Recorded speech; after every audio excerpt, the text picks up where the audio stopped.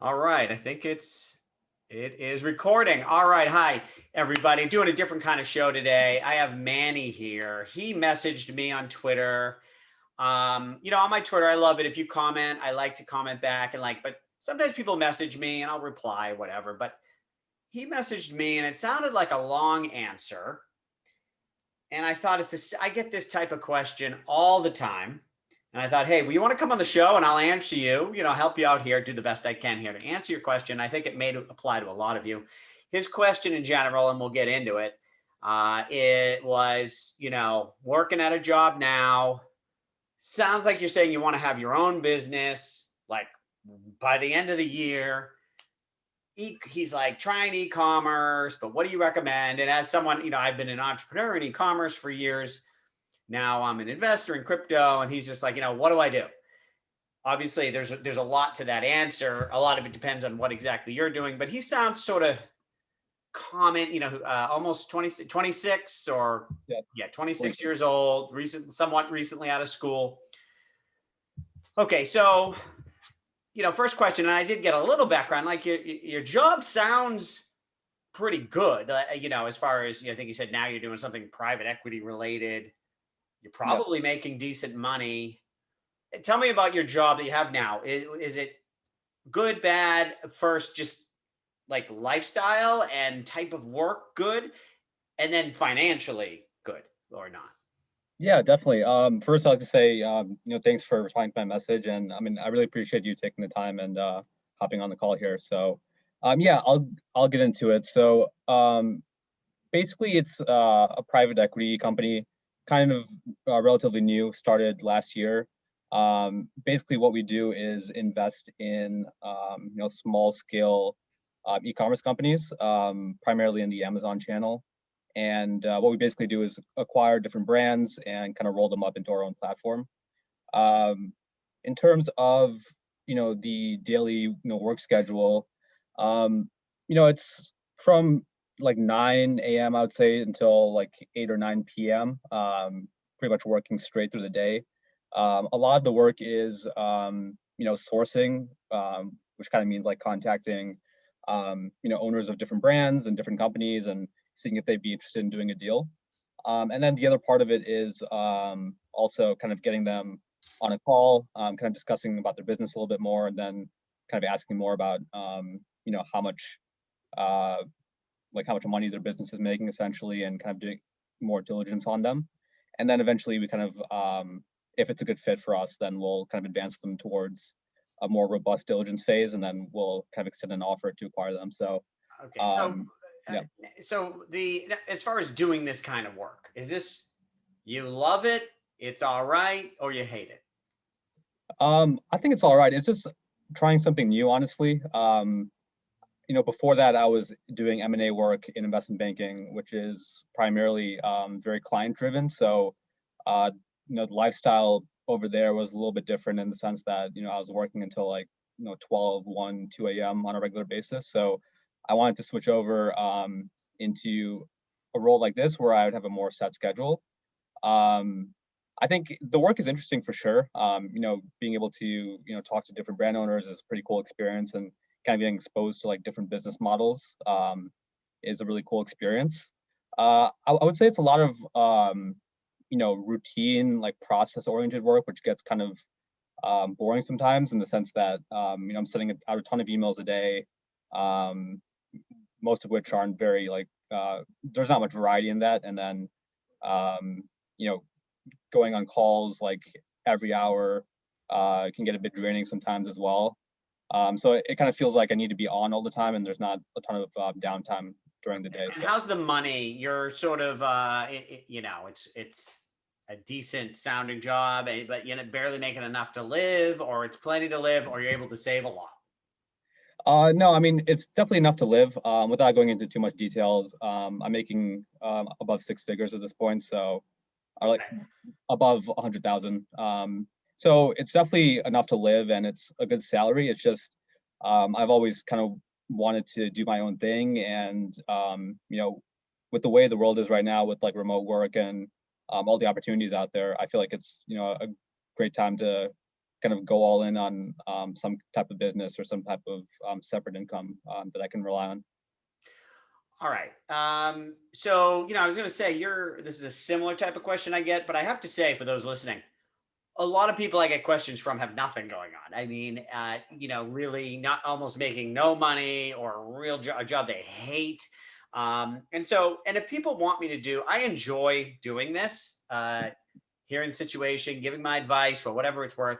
If you want to come on the Zoom show and do like we're doing here with Manny, you can message me through Twitter. If you just have a question about crypto, you just want me to answer a question, try to comment on one of my posts so I can do it sort of publicly.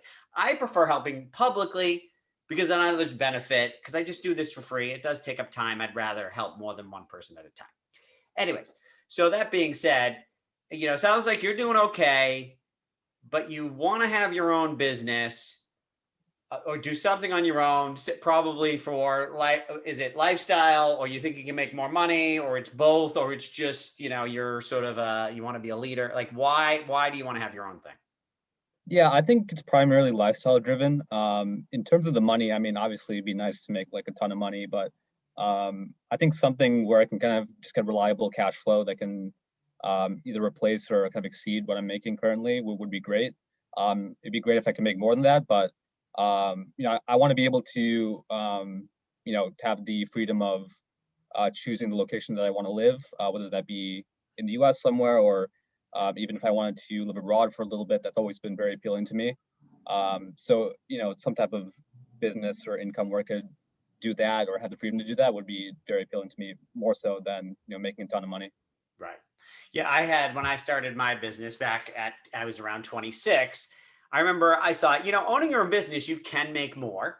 And that was definitely an incentive. But I also went sometimes a little slower, there's some people who make a lot of money by getting involved with all these different investors and raising money and all this, or going into a big company. There's certain ways to make a lot of money where you don't have freedom. I love having control over all my time, being the boss, picking days off when I want, and also being in the cloud and having no employees, no office. You can work from anywhere. Yeah. What's that book, The 4-Hour Work Week? Yeah. Where a lot of people just look at, well, how much am I making? But look at what you're doing and what your life is like to make that.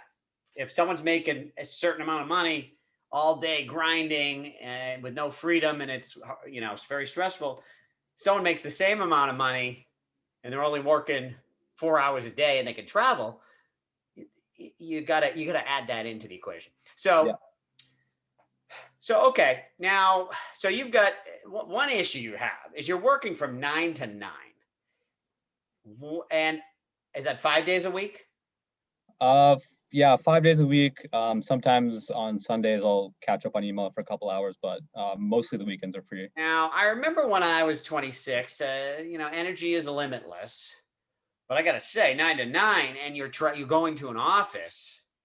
How much time do you have to work on something else? Like, when would you work on something else?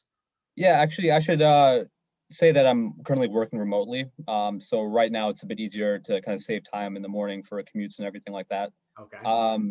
So yeah, I mean, to answer your question, honestly, it's pretty tough. Like I'll try to carve out an hour like around lunchtime when things kind of slow down and people are not emailing me constantly because they're eating as well. And then, I mean, after 9 p.m., I'll try as much as possible to knock out like an hour or two on my own thing, or either researching something, or reading a book, or even working on some of my own sites. What about the morning, like 6 to 9?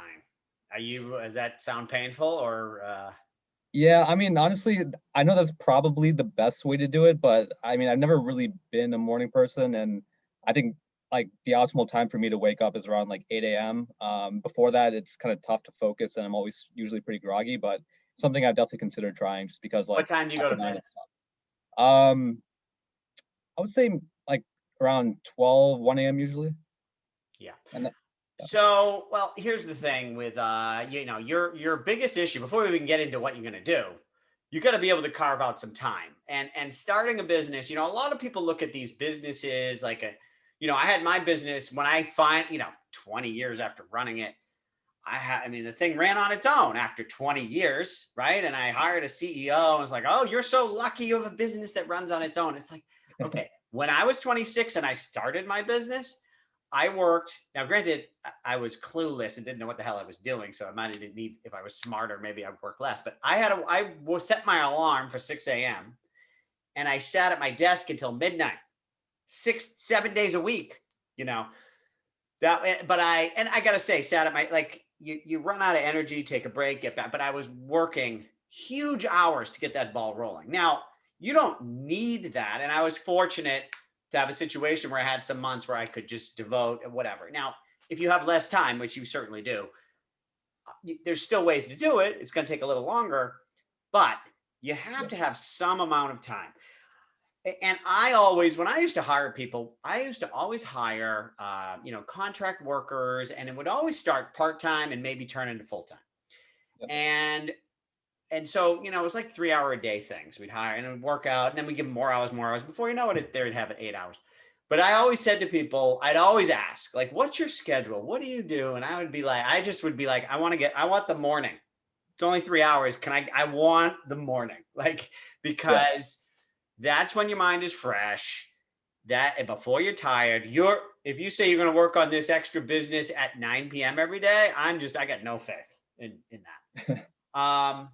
And yeah, when I was younger, maybe I got 6 or 7 hours and I was fine. Now, I mean, I need more. I mean, and I think even when you're younger, you sort of need more, but it's easier when you're younger. Yeah. But what I would say to you is what you need to do is you're working, you're done at 9. I mean, I would try to eat 6 or 7 while you work. When you're done at 9, get right into bed with a book, be asleep by 10. Then you'll wake up at 6, you'll be fine. Get up at 6 to 9 every day, 3 hours. Now, I don't know what about working out? Do you work out at all? I do. Yeah. I try to work out at least like 4 or 5 times a week. How do you do that? Can you grab time during the day? Usually like around 5 p.m. it slows down a little bit, like right before dinner. So I'll usually try to go for like half an hour, 45 minutes. Okay. So so then, I mean, I would say if you have 6 to 9 every morning, you wake up and you're motivated, that's enough time. Now, it sounds like you got Saturday too. You can do, again, I love the morning, and sometimes honestly 3 hours. And most people, like, I used to be pretty obsessed, when I got started, and worked pretty long hours focused. But most people who, especially working in offices, which people used to do, I mean, when you really get down to how many productive hours do people get a day? Like 4 hours. Like, people that work 8 hours actually work for like 4 hours, if you're lucky. Right. So if you get up and you do 3 hours in the morning, that's a full day if you can, focus. So that's the first suggestion I would make. That and also, that's a real lifestyle change, that expect it to be painful and difficult for at least 3 weeks. Yeah. And then eventually your body's going to get used to it. The circadian rhythm and all that. Yeah. Your body is just going to be used to, it's 9 o'clock and now I start getting tired, and then you're going to sleep, and then you're going to wake up at 6 without an alarm clock. But that first week, you're going to be laying in bed, and then you're going to try to get up at 6. You're going to be exhausted, and it's just not going to feel good. You got to plow through. Okay. So that's the first thing with time. Then the next question is, now, what do we do? Now, you mentioned, what did you mention? E-commerce, and did you mention crypto, or what did you say? And then I think you mentioned maybe e-commerce or crypto. So, first of all, anything's possible. And one of the most important things is sort of where your passion is, what you enjoy doing already. Like, on your free time, what do you read? I mean, assuming you read. If you have free time reading, what are you interested in? Like, I love learning about money, and I love computer networks. Like, I just found that interesting. When the web came, I just wanted to be on the web. I was like, I got to figure out how to make money on the web. Otherwise, I'm going to be poor because I spend all day surfing on the web. Yeah. So, and e-commerce and crypto are very different, and we can get into that. But first of all, just as far as personal interest in really studying, because when it comes to making money, at the really what it's about is you're saying, I want to be an expert, meaning one of the best in the world at this, some niche, but you're the best in the world at, which requires a fair amount of time, which it's a lot of reading. It's a lot of, it can be fun. It can be interesting. But at the end of the day, there's a lot of just plowing through shit and learning and banging your head against the wall. So if you hate it as a thing, but you think there's a lot of money, you probably won't make it. But if you find it interesting and you really want to be the best in the world at this, and that makes you proud, then it's doable. Regarding crypto or e-commerce or anything else, how do those stand up regarding that factor?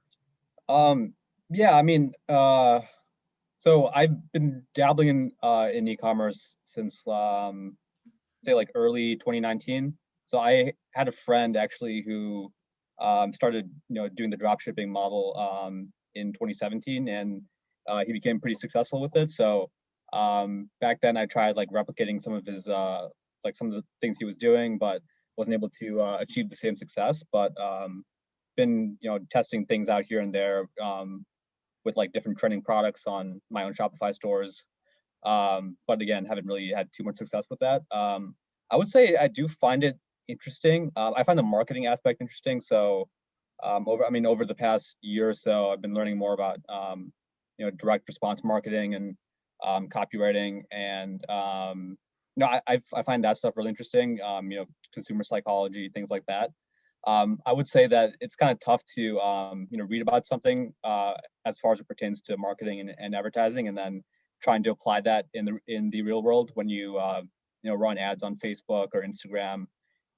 Sometimes the ads that you think are going to crush just like don't work, and it's kind of frustrating experience trying to figure out what's going wrong and what's not. And I feel like it's just a big grind, and it just takes a while to try to figure out what's going wrong, and it's a lot of time and money wasted. Well, So that sort of everything is that, like everything you launch or every idea you have, expect it to not work.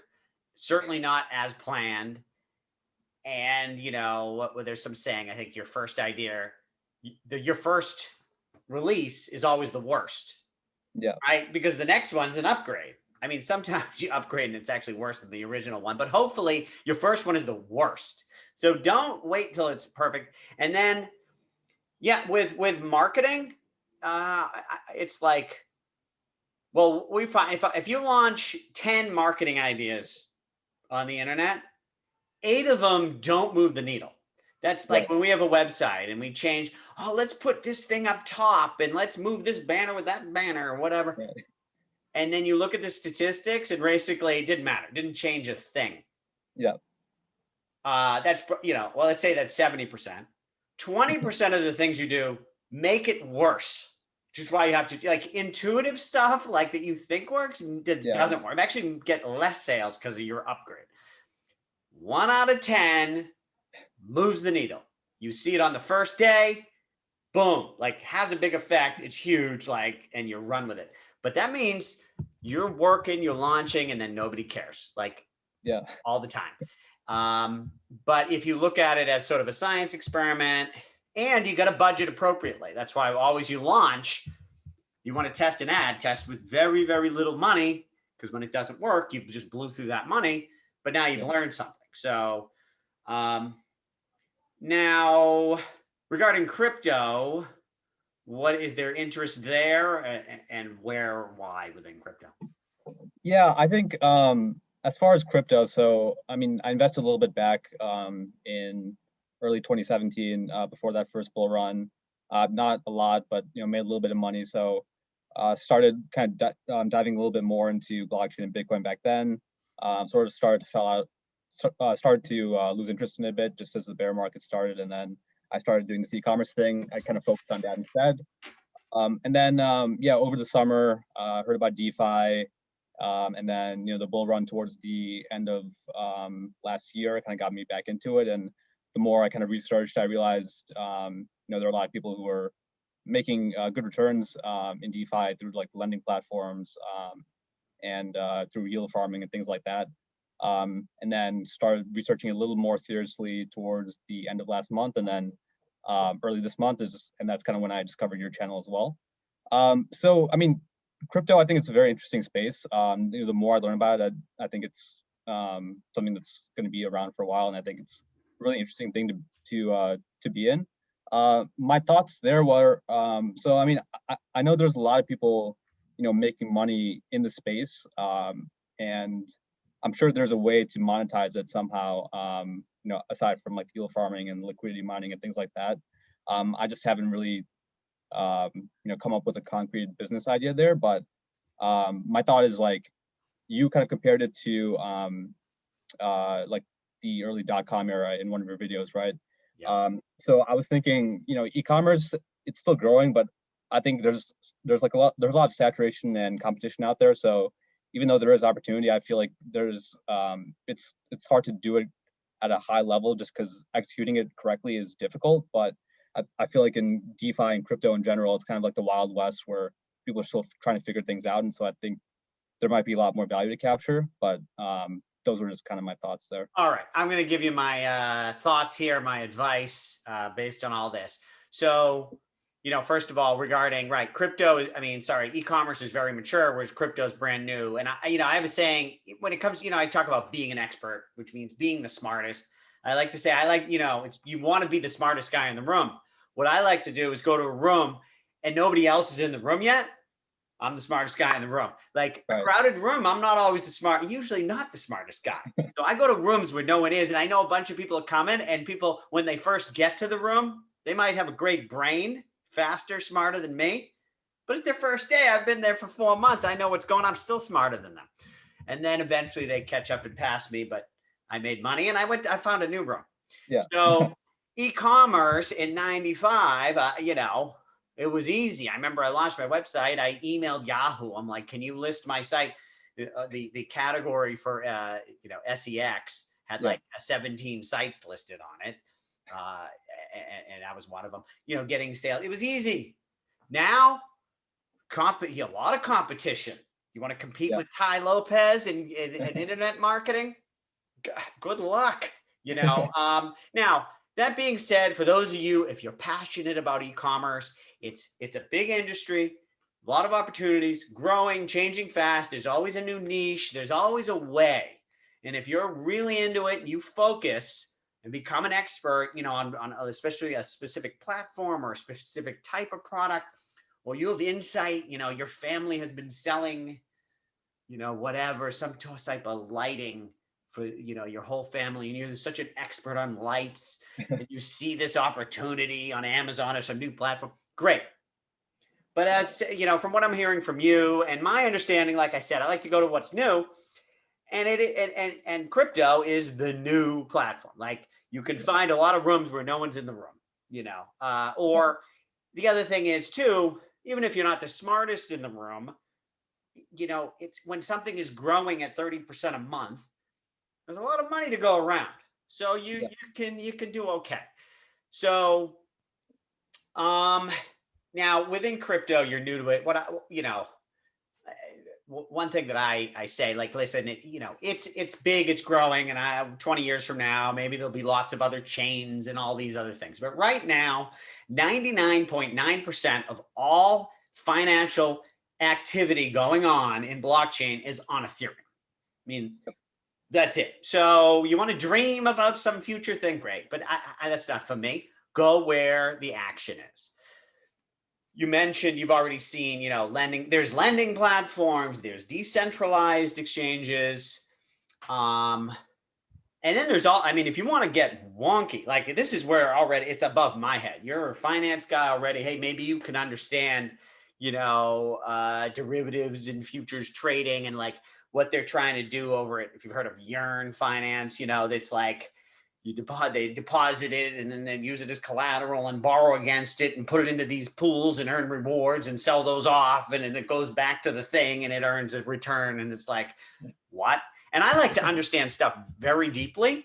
So I wouldn't invest in that because I want to know it hops to 5 different smart contracts to get a return. Well, how do each of those really work? What are the risk factors? that runs really deep. So anyways, there's a couple things here with crypto that you can do depending on what your interest is. One is, I mean, if you have any interest in, programming, even if you don't become like you're going to be a top dev, if you just spend a time learning Solidity, for example, and there's a lot of online courses, just so you can build a little smart contract, you get yourself to a place, at least where you're smart enough when you go to analyze another project, you can sort of read the contract and see what they really do, right? And how it really works, um, so, but so that's one thing is developing, or if you really learn, I mean, you can get a job or auditing. There's such demand for people to do this stuff, and that's going to grow and grow. You're definitely going to be able to get a job making what you're making now. So that's, and to me, it's like, I know you want to have your own business, but you want to have you'll always be able to make income. You could be your own business. You're like a for-hire developer, right? And then eventually you learn enough and you create your own thing. That's one area.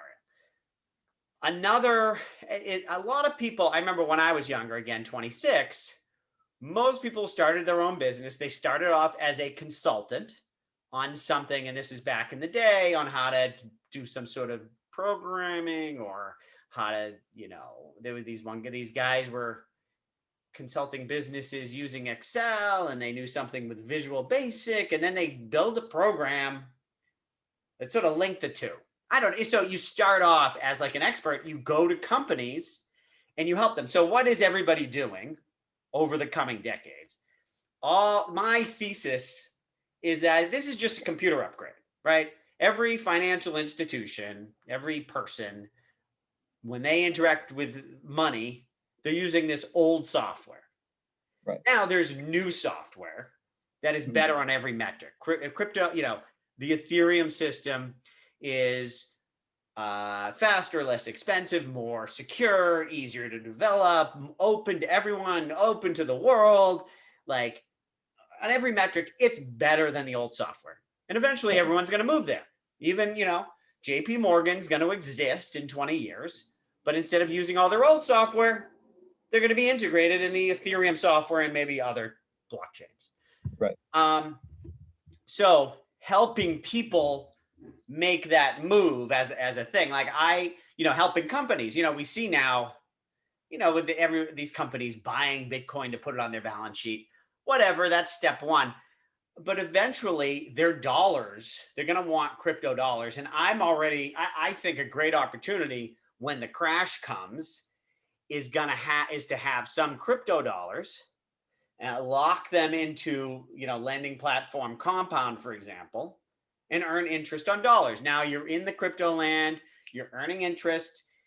I don't know how open companies are going to be to this right now. It's still a little early, but so in other words, the point here is, I would say you can start becoming an expert, understanding how this all works, pretending, if I was a company, what would I do? And then you become a consultant. If all these companies and even individuals are going to want to transition their existing software to crypto software, how can you help them?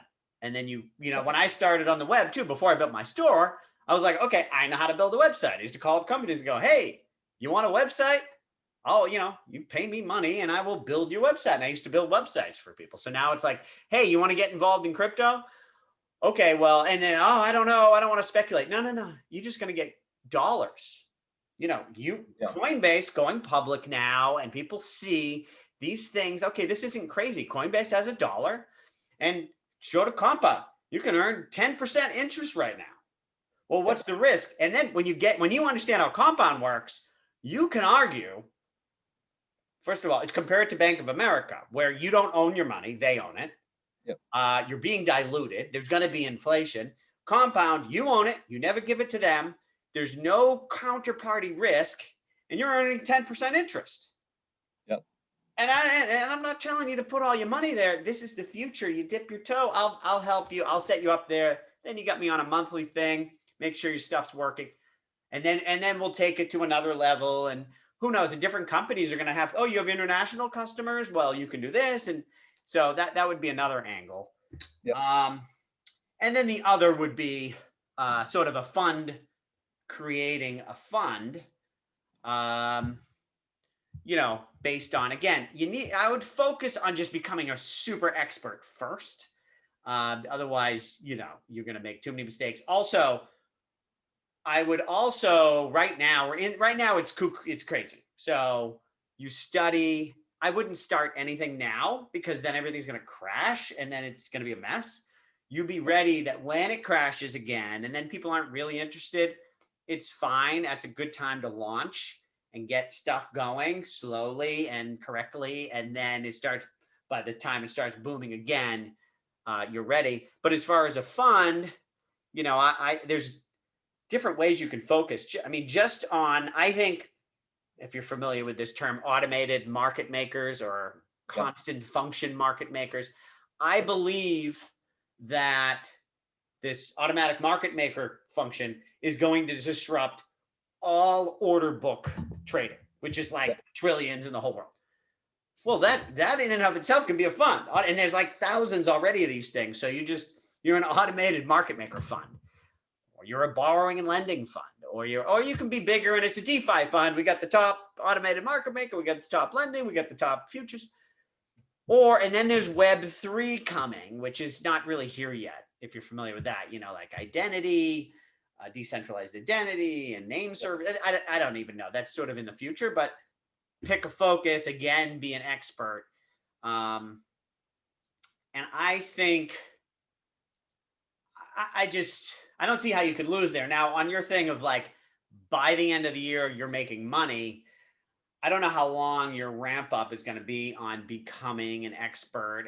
But you can start, you become an expert and then you start. I like the consulting idea for no matter what it is, or you could start pitching. So in other words, you say, I want to start a fund. So you just start telling people, hey, you write it, you don't even have it. It doesn't exist. When I launched my toy store, I was like, I don't want to get a merchant account. It costs like $800 back then to get a merchant account. I'm going to launch a website and see if I ever get a sale. So I was launching sites and never getting sales. I launched my toy site and was like, I got 3 orders on the first day. And then I got another. And I'm like, I need a merchant account. Okay, it's going to take 3 weeks. I held all these orders for 3 weeks, had like $2,000 in orders. And I finally got the merchant account because I didn't want to spend the money. So similarly, you got a fund. Here's what my fund is and what it would be and the minimum investment. What do you think? Are you interested? Yeah, I'm interested. Okay, great. Well, I am not able to take you in right now, but or everyone's like, no, why not? Or if you're like, you want to do the consulting, come up with a pitch. I want to teach you about earning interest on dollars. And you start calling companies, cold calling. And before you even have a business, and if somebody says, yeah, come in, you go in. And then you be honest. Because listen, I just started. I'll give you a super discount, whatever. But again, you're going to get mostly rejections and no. But if you don't take rejection and no personally, and you don't lose money from rejection and no, that steepens your learning curve. People sit in their room working on a new business and not putting it out there because they don't want to feel that pain, or they want to wait till it's really perfect so that they won't get a no. And you're not grounded in reality. So I would start becoming an expert, come up with a product idea, and start pitching it before you even have it, and keep working on that. Now, it might take you a couple years. This bull might go on for a year. I wouldn't launch now. It's crazy, like I said. So maybe then it crashes. It's like in the beginning of the crash. So maybe it's in a year or two. Now you're ready. Like this is a multi-decade transition here. Mm-hmm. It's like, if you think about the cloud started, let's say 2000. And like, it seems like everything's in the cloud now. It's only 20% of computer usage has moved to the cloud so far. I couldn't believe how low that number is. Right. And same thing with finance. It's going to be a long time. So that's sort of my idea. What do you think of all that? No, I mean, that was super helpful overview. And I think all those are great ideas. I think the one thing that came to mind when you were discussing that is, like you said, I mean, the space is kind of esoteric to like try to understand. I mean, I've been trying to read about like how liquidity pools work, and you mentioned AMMs, and I'm familiar with like the basic idea, but like if it gets any more technical, I'm just like lost. Like it takes me like at least like 3 or 4 read-throughs to like just figure out like the terminology and like the acronyms they're using. So I feel like to understand the space better, I mean, correct me if I'm wrong, but I think it would probably need to develop some kind of like technical knowledge with like how contracts work and how Solidity works at like a deep level.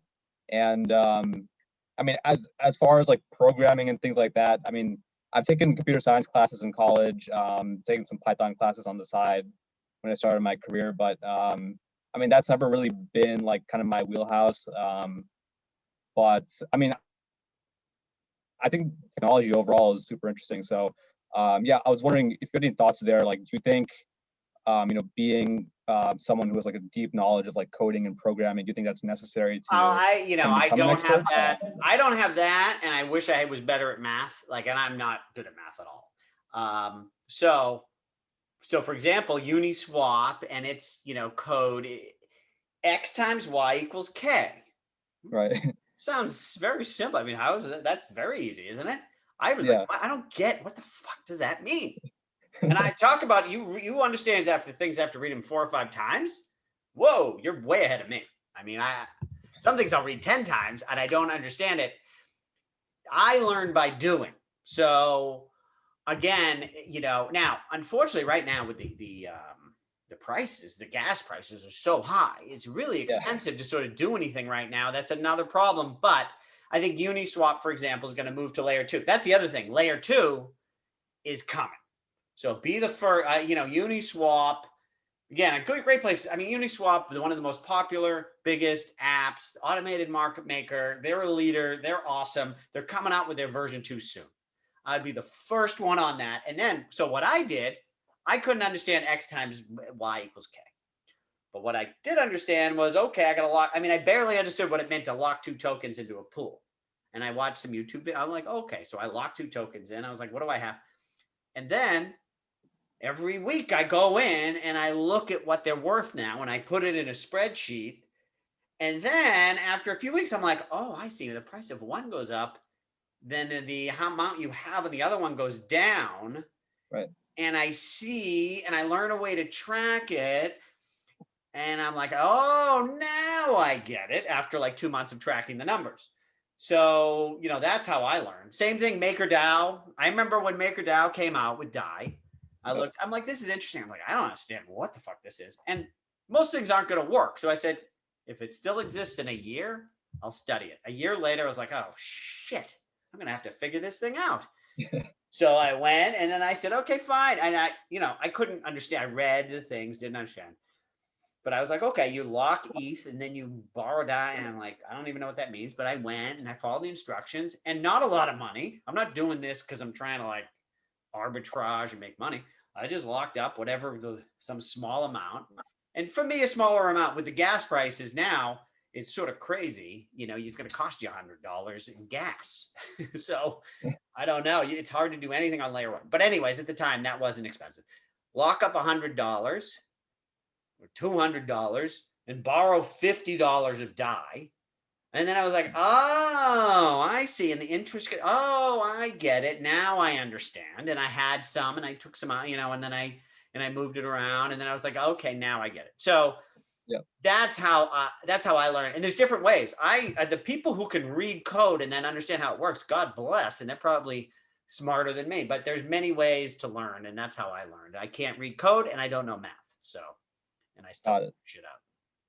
Yeah, I mean, I recently started experimenting with MetaMask last week, but yeah, I mean, the gas prices, like I went to do like just one simple transaction on Compound, and the gas price was like $80. So I just manually changed the gas down to like $10, and like that transaction is still pending for like a week. It won't go through.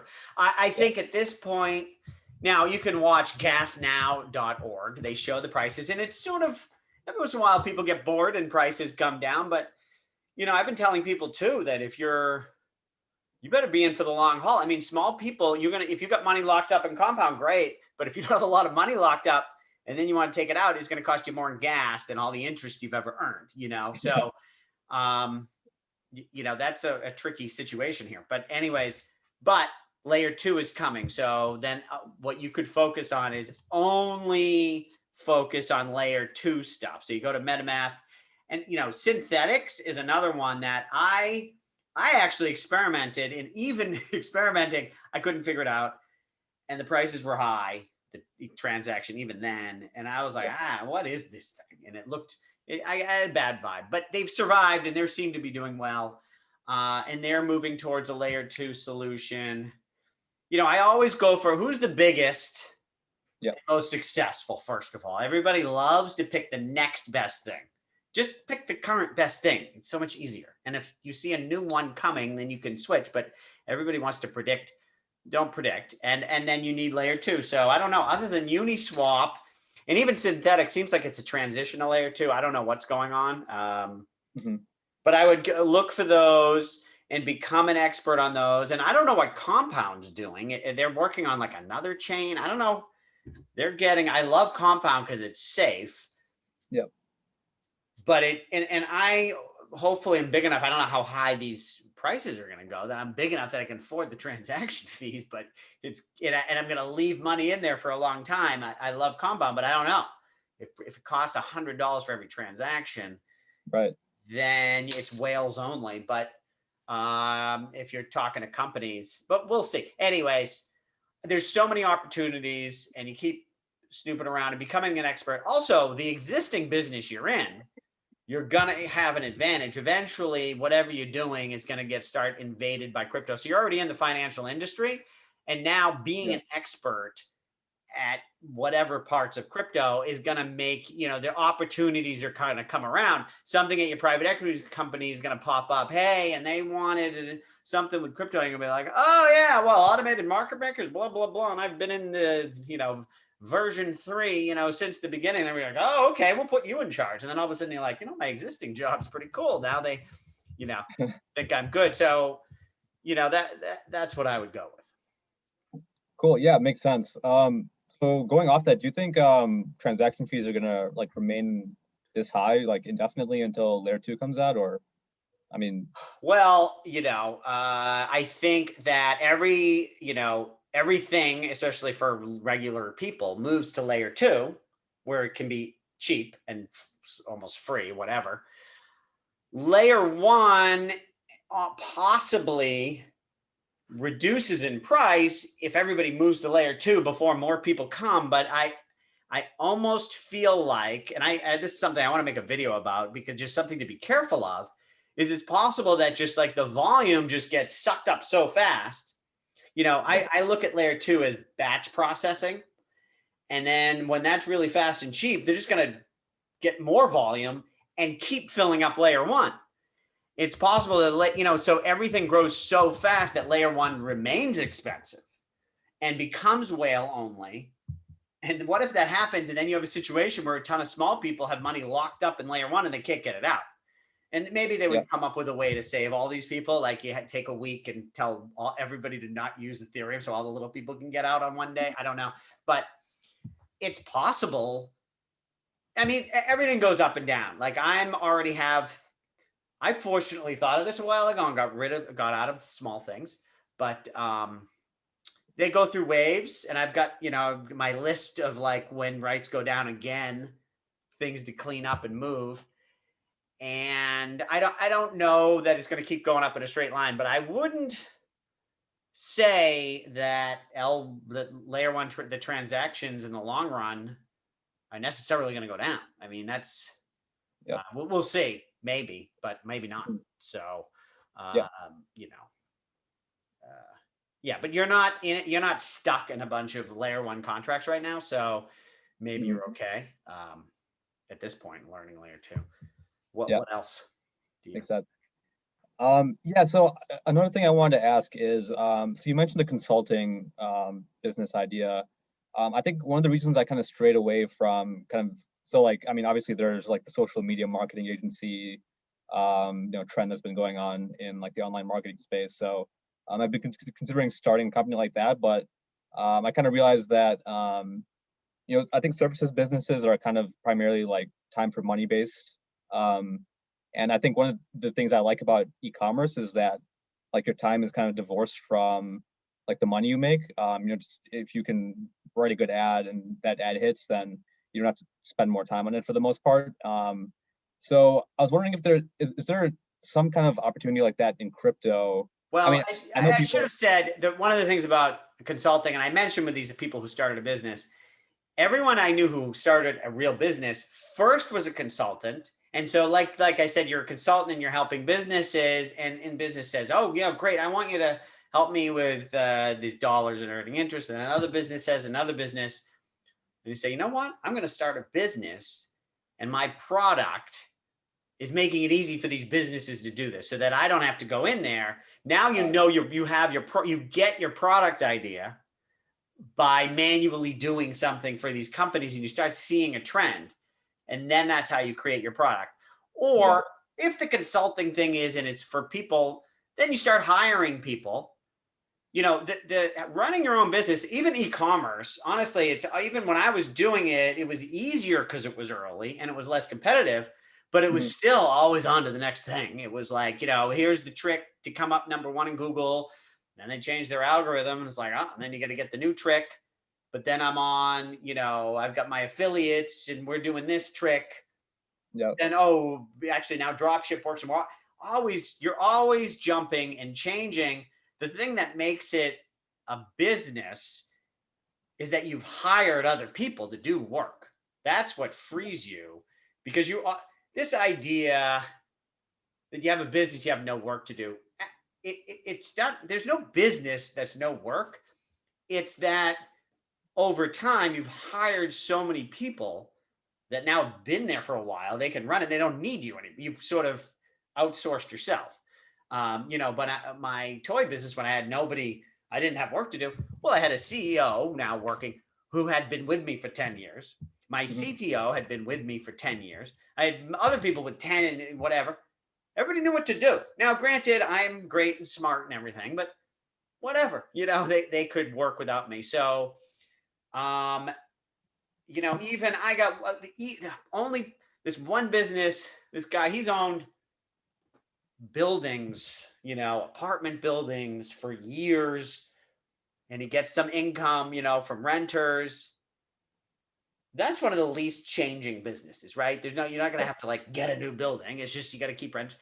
But still, he hires a few people who do the maintenance, someone who handles with the billing, and somebody who's answering the phone. He's got a few employees still, even if so that's really what it comes down to. And the consulting though can give you the idea for a product. One way is to come up with a product, so you don't need people, or you just hire. If it's a people business, you're hiring a bunch of people to do that work. But I agree with the idea. It seems like you can grow bigger and faster if it's just a product or software. Um, Yeah. uh, but even if it's a fund, you know, theoretically, a lot of people can just come into it, but you still need a team. It's eventually building a team. The way I did things now, a lot of people do things differently in that they sort of get a bunch of people together first, and they get investors, and they sort of. Right. I was always hands on. I'd always do something myself first, Right. sort of get it down to a science, and then I'd hire someone to do that, and then I'd Yeah. do the next growth thing. And so, Yeah. um, if you keep sort of growing and you keep hiring people to do certain things, then that's Mhm. how you sort of turn it in. That's how you get your free time. But any business you start, the first several years, first 5 years, um, it's cool. You can make money, you can enjoy it, but it's a lot of hours. But Yeah. if you're doing your 3 hours in the morning, you can get to a point where you're like, okay, I got something going on here. I've got some income, and it might be less than your current job, but you Yeah. feel like, you know what, if I got to put on with 3 hours a day, I'm doing this. If I had 12 hours a day, I think I can make it. And then you make that plunge. Yeah. Um, you know. Got it. So when you were starting your business, did you like go into it full time? I mean, you weren't you're working a job on the side, or you just I dedicated had, into it? so my father had a business, a vending company, soda snack machines all around Boston area. Mhm. And I was working there for a couple years, and then I saw the web, and I said, "Listen, I gotta take a leave of absence. This is I have to look into this."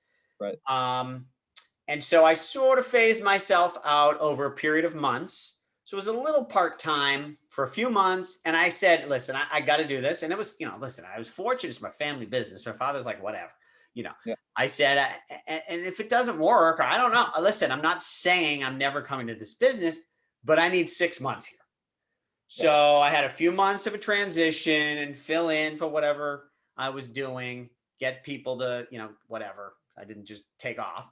Um, and then I went full time. And my plan was I'm going to do this for 6 months. I said, worst case scenario, I'm going to have no clue how to make money, but I'm going to be an expert on the web. I knew that the web was going to be big and growing. Hmm. So worst case scenario is like, well, I got a degree in web. Like I know everything about the web. And you got to understand when I started, I would call my consulting idea. I call up a company. It's like, I build websites. Would you like me to build? They're like, what? I don't know what a web is. Like, I don't know what you're talking about. Okay. 3 months later, I would call up a company. I'd be like, I build websites. I wonder if you'd be interested. Oh, the CEO is in a meeting now, but I'm going to interrupt him and take him out of the meeting to talk to this random person. Like Yeah. people were like, that's how quickly it changed. Um, so yeah, I don't know where I was going with that, but Got it. No, I mean that makes sense. I think yeah, I guess if you just dedicate yourself you know, completely for like a certain amount of time a day, I guess it's kind of inevitable that you're going to become an expert at some point, right? yeah, pick something is going to become bigger and be focused enough to be an expert. Like if you're just all day on the internet and you're trading, tokens, you're not learning anything, Yeah. right? But if you pick a focus, especially like I said, this Uniswap thing, liquidity provider, and crypto doll, and come up, I would always come up with ideas and push them until they fail. You're like, I want to go to companies and tell them they need a foot in the door.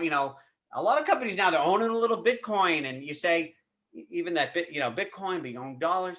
I think this is an awesome idea. You start calling companies, start talking to them, whatever. And even you got a friend who has a business and you pitch and you learn. And Yeah. yeah. Yeah, makes sense. Actually, that kind of segues when you mentioned trading. That kind of segued into my next question. I mean, so like just like going through like Reddit and like Twitter. I mean, you hear stories of like so many people who are, you know, maybe it's false, maybe it's not, but like posting their gains through trading or through like flipping NFTs or you know, through like airdrops and things like that. Do you see that as something that's like sustainable, or is that kind of just like a one The hit, most like one important quick thing I casino learned, and I mentality? wish I learned it younger, is only listen to experts, meaning the smartest, the top of like you want to learn about crypto. So you listen to Hayden Adams, who created Uniswap. You can listen to what's his name, Kane, whatever, who created synthetics. You can listen to Vitalik Buterin, who created Ethereum. My Yeah. Twitter, I follow 65 people. That's it. Somebody posts on Reddit, I will not read it. And now, if some of my people, if Vitalik Buterin goes, oh, this article on Reddit, I'll read that article because he said it's good. If I mean, I Yeah. won't watch Reddit. I won't, CNBC. Even I used to. I don't. It's not only do I not like these aren't experts. I'm not gonna follow them. I don't even want to hear it. It's like polluting my mind with it's stupid people. Like I'm not. I shouldn't even say stupid. It's like especially if you just start reading newspapers or whatever. It's like these people, the journalists, they're not okay. So, anyways, to your point, to your question, I would not. Those people are not experts unless if someone sends me an article, hey, what do you think of this? First thing I do is I look at who wrote it and I look up their history. If nothing comes up, well, they're a nobody, so I don't care.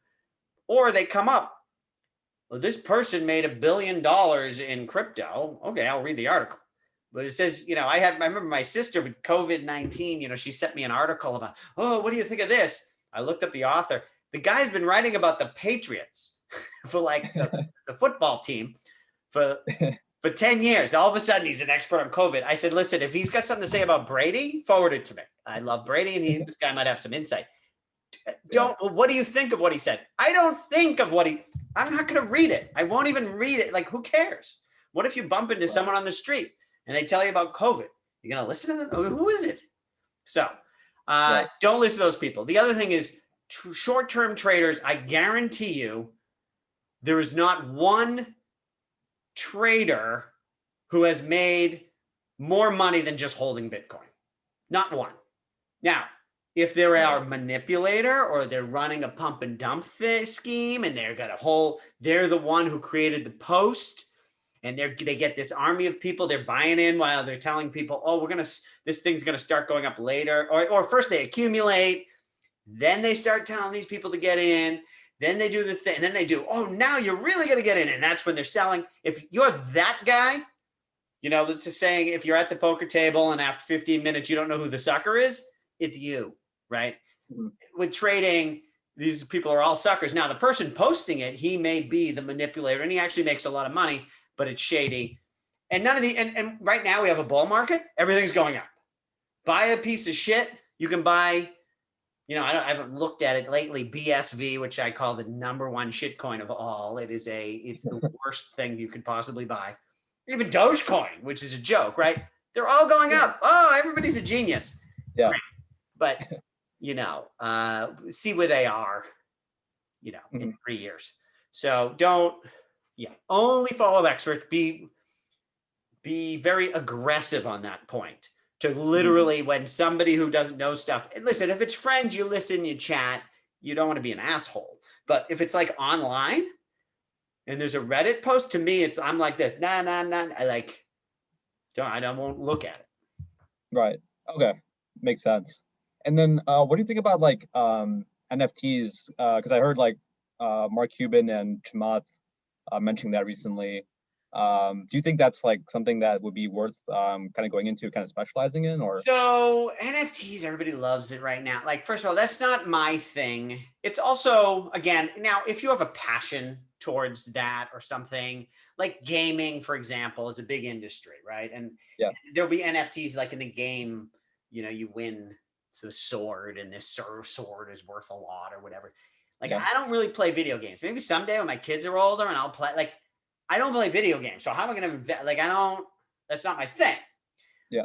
And then these trading cards or whatever, they're making pieces of art. Like, what am I going to do?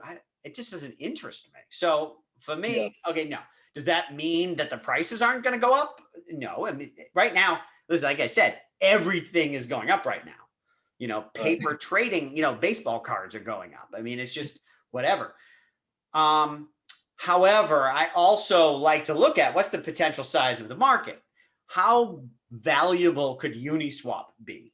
Imagine the largest exchange in the world. I'm not even saying they're going to be it, but if they are, how many trillions is that worth?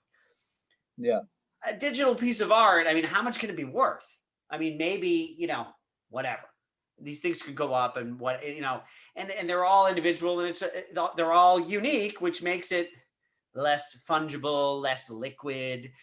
I just don't see how the potential is as big. Now, if you are the biggest NFT trading or, what's the biggest, gaming platform that has NFTs, I mean, it certainly could be big. But again, how do I analyze that? Because I don't know anything about gaming. So if you love gaming, maybe. But I think when I look at market sizes, in the financial system, borrowing and lending is, deposit and lending, whatever you call it. It's how many trillions market size, and trading, how many trillions. Yeah. Games is big, but it's billions. It's not trillions. So, right. If I was going to pick one, I would pick the bigger.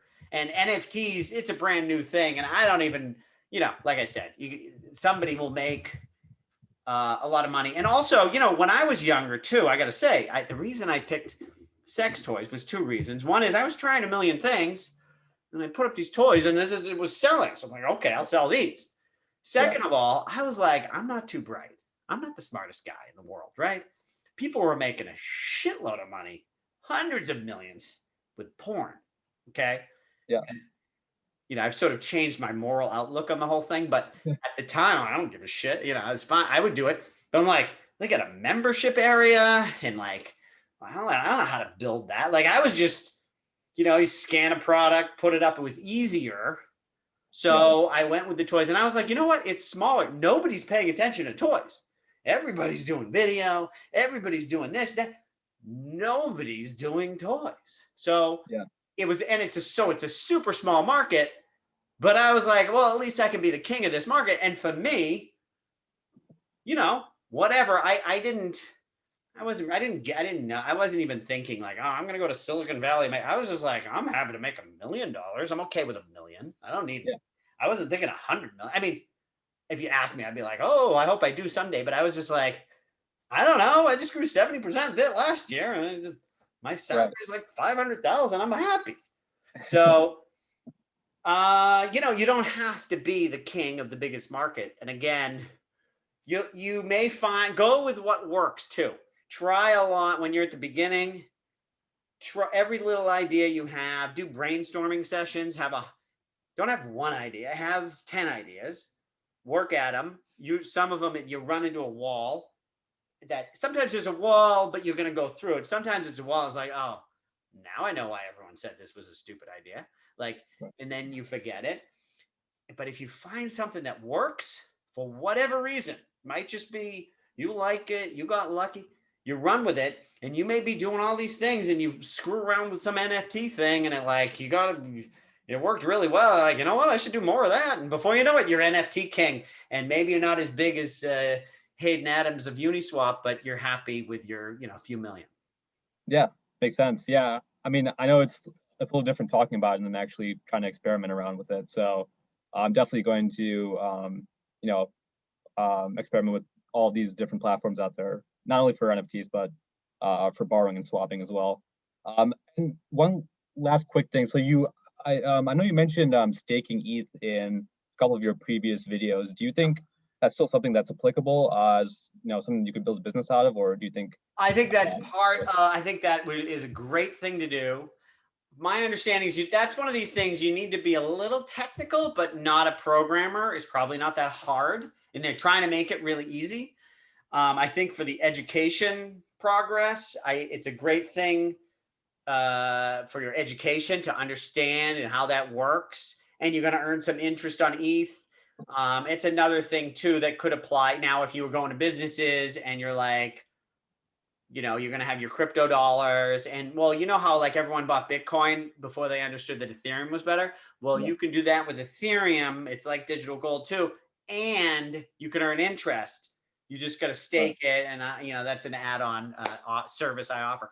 I think it's a great idea to learn how to be staking as part of your overall education. And I don't know, right now you're going to stake. And you're going to earn some interest on your ETH, which is probably a good long-term hold. I'm sure it's a good long-term hold. But how do you turn that into a business? I don't know, other than, well, how to stake. You're going to learn and you're going to be able to explain when people, at some point, people are going to realize that Ethereum's security model is better than Bitcoin's. And part of that is understanding how staking and proof of stake is better than mining, and how that's part of the security model and explaining it. And you've been staking for 2 years, so you're going to be really good at explaining it. Like another thing I had when I was doing my consulting, I was also selling merchant credit cards to people, and people would call me to get a merchant account so that they could sell online. Well, I already had a store. I had a merchant account. And so when people were like, yeah, I want to do that. And I would explain, I could explain better than anybody. And they were the only one they would call people, I want a merchant account to sell online. People were like, well, I don't know what that is. I was like, oh yeah, I've been doing it and here's how it works. And people were at my close rate, I would close every deal because people were like, this is the only guy I've ever talked to who knows what he's doing. So, you become, I think it's a great thing to do as part of your education. Yeah, cool. Yeah, I mean, I saw your video on ETH being a triple point asset. I mean, I think that's kind of one of the really cool things about it. I mean, it's basically digital real estate. If it's not already, Yeah. it's getting to that point, I think. So, yeah, I'll definitely keep that in mind as well. My Twitter post yesterday was actually more things of what ETH. I was like, it's not even 3 things. It's Oh, I okay. added. See my Twitter post from yesterday got more likes than average. People love when I talk about how Ethereum is digital gold. Yeah. I didn't see that one yet, but I'll definitely check that one out. Cool. Yeah, I mean, I think that's kind of all the questions I had, but I thank you so much for taking the time on Saturday, especially to hop on the call here. I really appreciate it, and some really great advice, and definitely going to apply it going forward. So thank you. Cool. All right. Well, yeah, thanks. This was fun. A lot of times I say to people, you want to come on, and they're like, no, they're scared, whatever. So, congrats on having the guts to come on and put yourself out there.